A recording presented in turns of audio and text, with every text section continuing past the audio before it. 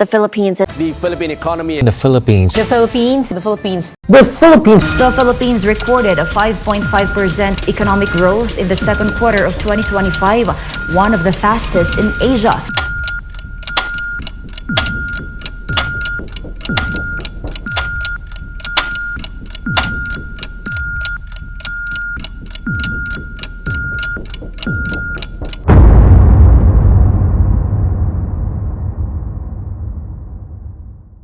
While many countries are still playing catch-up in a shaky global economy, the Philippines just pulled off something remarkable. In the second quarter of 2025, the country posted a solid 5.5% GDP growth year-on-year, beating expectations and outpacing economic giants like China, 4.8%, and Indonesia, 5.1%. Only Vietnam, with its 8% sprint, managed to stay ahead. But make no mistake, this is a huge win for the Philippines, and the world is watching. What's even more impressive? This isn't just a lucky spike. The growth is powered by real momentum, and it's coming from the heart of the Filipino economy: agriculture, infrastructure, and domestic demand. After a tough El Niño season and global food price surges, our farmers are bouncing back. Agriculture posted a strong 3.4% growth this quarter. And that's not just a number. That's food on the table, income in the provinces, and jobs for thousands. At the same time, domestic demand is surging. More Filipinos are spending confidently again, in malls, in local travel, in groceries, and it's showing in the numbers. OFW remittances continue to flow steadily, boosting household incomes. Add to that the rise in employment, especially in services and construction, and you've got a nation that's not just recovering, it's thriving from the inside out. And let's not forget infrastructure. The government's Build Better More program is in full swing, fueling growth beyond Metro Manila. Roads, airports, railways, they're not just creating short-term jobs, but connecting regions and supercharging local economies. Every bridge built is a link to opportunity, and that's exactly what we're seeing in provinces that are finally getting the spotlight they deserve. This performance isn't going unnoticed. In fact, when you look at the latest rankings of Asia's top-performing economies for second quarter of 2025, the Philippines stands proudly near the top. Leading the pack is Vietnam with a stunning 8.0% growth, but right behind is the Philippines at 5.5%. Surpassing regional heavyweights like Indonesia, 5.1%, China, 4.8%, and Thailand, 3.9%. This isn't just a number on a chart. It's a clear signal that the Philippines is stepping up as one of the fastest growing economies in emerging Asia, showing the world that it's ready to lead, not just follow. For Filipino viewers in the US and around the world, this is your reminder that the homeland is on the rise. It's more than just numbers, it's proof of resilience, determination, and smart policy decisions. Economists are now saying that the government's full-year GDP growth target of 5.5% to 6.5% is not only possible, it's well within reach. Even more good news? Inflation has slowed to about 3.2%, and the peso is holding steady. With the holiday season fast approaching, a time when spending traditionally spikes, third and fourth quarter are looking like a runway for even more economic liftoff. So, what does this mean for you, the everyday Filipino? It means more jobs, more business opportunities, stronger consumer confidence, and hopefully better days ahead. Whether you're running a sari-sari store, working abroad, managing a startup, or just hoping for stability, this growth touches all of us. Let's celebrate this win, but also stay hungry.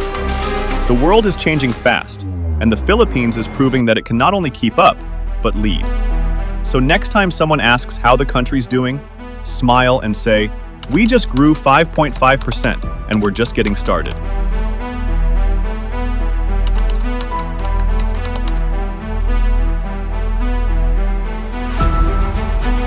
So what exactly is fueling this economic momentum? The answer lies in a powerful mix of resilient local demand and a recharged export and agricultural sector. A formula that's proving to be the perfect growth engine for the Philippines in 2025. Let's start with agriculture, and what a comeback it's having. The agriculture, forestry, and fishing sector surged by 7% in second quarter. a massive turnaround from last year's contraction. This isn't just about better weather, though that certainly helped. It's also the result of smarter, targeted government investments. Improved cold storage facilities, crop productivity programs, and direct support for farmers. The result? Strong harvests in key crops like rice and corn, and renewed life in rural economies that had been hit hard in recent years.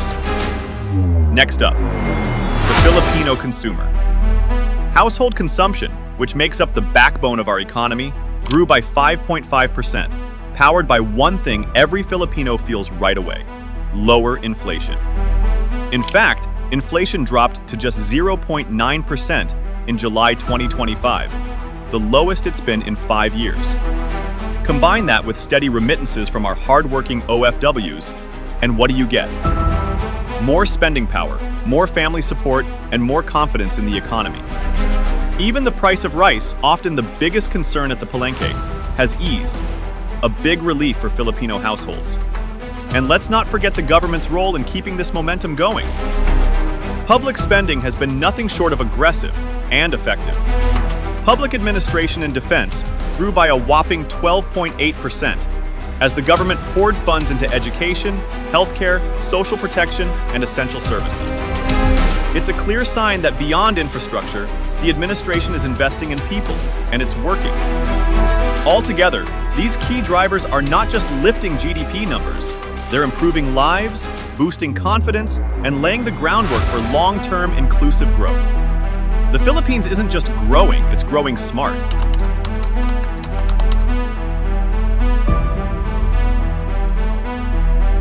When it comes to monetary policy, the Bangko Sentral ng Pilipinas, BSP, is striking the right balance, staying flexible, data-driven, and responsive to the needs of the economy. One of the biggest wins this quarter? Inflation is finally under control. In July 2025, headline inflation eased to just 0.9%, the lowest level the country has seen since October 2019. This sharp drop wasn't by accident. It came from slower price increases in essential areas like housing, water, and electricity, along with a significant decline in transportation costs. For everyday Filipinos, that means more breathing room in their budgets, and for the economy, it means more fuel for growth. With inflation cooling down, the BSP now has room to maneuver. Governor Eli Remolona recently hinted that we could see 2 possible interest rate cuts before the year ends. That's big news. Lower interest rates would make it easier for businesses to borrow, expand, and hire, and give consumers more incentive to spend and invest. In short, the central bank is playing a supportive role in keeping this momentum going, carefully watching the data and ready to step in when needed to sustain and stabilize growth.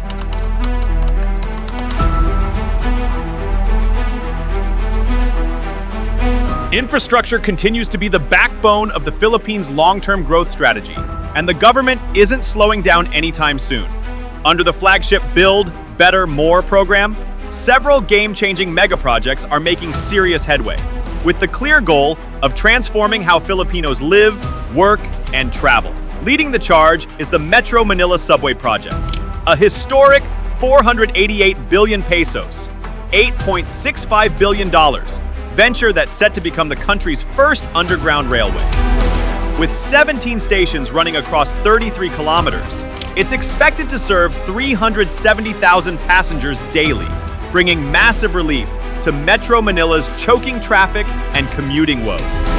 For a city long haunted by congestion, this is a long-awaited lifeline. Then, there's the new Manila International Airport in Bulacan, a 735 billion pesos, $13 billion project that's set to redefine the country's aviation landscape. Designed to accommodate at least 100 million passengers every year, this airport is poised to take over as the country's main international gateway, easing congestion at NAIA and opening doors for global travel and trade. Another major undertaking is the North-South Commuter Railway, NSCR, a 147-kilometer line connecting New Clark City in the north to Calamba, Laguna in the south. Funded in part by the Asian Development Bank, this project isn't just about transport. It's a regional integration strategy that will help decongest Metro Manila while stimulating growth in surrounding provinces. And the pipeline keeps expanding. Just recently, President Ferdinand Marcos Jr. ordered red carpet treatment for the Sangley Point International Airport project in Cavite, pushing for faster development. On top of that, the rehabilitation and construction of 7 new EDSA busway stations has been announced, further proving that the country is all in on improving its urban mobility and public transport systems. From subways to super airports, these infrastructure investments aren't just about building roads, they're about building the future. With each project, the Philippines is laying down the groundwork for stronger connectivity, more jobs, and a more competitive economy that's ready for global attention.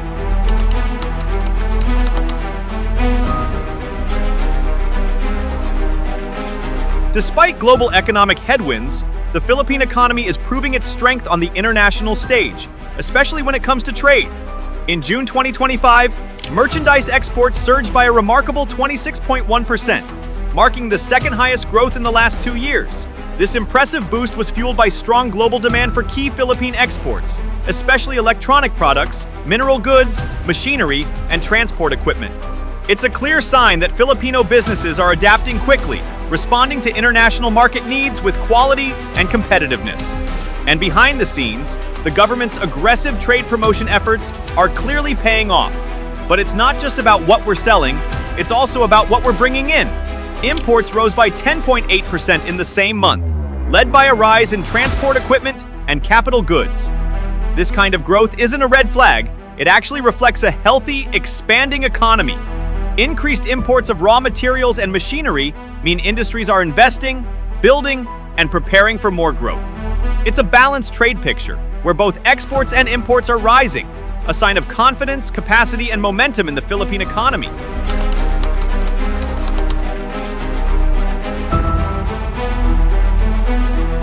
As we look ahead, one thing is clear.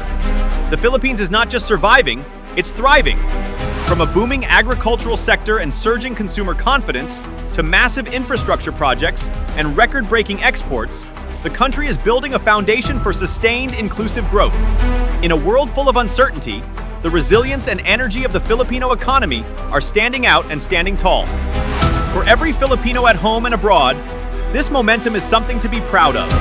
The world is watching and the Philippines is ready to lead. If you liked the video, do not forget to like, share, and subscribe our channel for deep analysis of contemporary issues.